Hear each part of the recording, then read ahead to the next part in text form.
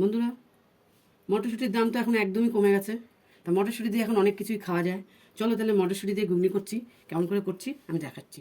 গোটা গরম মশলা, পেঁয়াজ, মাংসটা, আলু সব একসঙ্গে একটু হালকা নেড়ে নিই, তারপরে মশলাগুলো দেবো। দেখো, মাংসটাকে বেশি ভাজবো না, কেন ছোবা হয়ে যাবে। অল্প একটু হালকা আমি নেড়ে নিয়েছি। এবার আমি এক এক করে সব মশলাগুলো দেবো।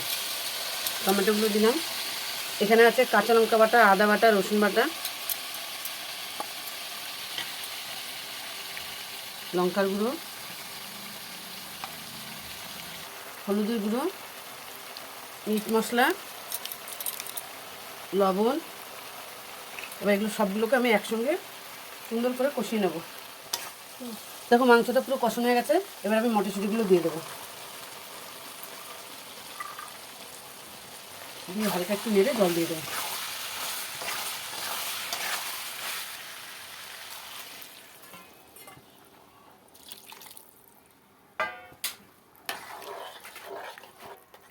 এবার ঢাকা দিয়ে টকবক করে ফুটিয়ে নেব।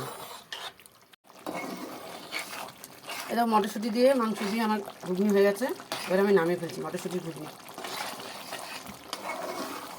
কাঁচা মটরশুঁটির ঘুগনি হয়ে গেছে মাংস দিয়ে। দেখো, খুব সুন্দর হয়েছে দেখতে। আর এটা দিয়ে শুধু রুটি দিয়ে, লুচি দিয়ে খাওয়া যায়। আর আমরা খাবো মুড়ি দিয়ে আর শুধু।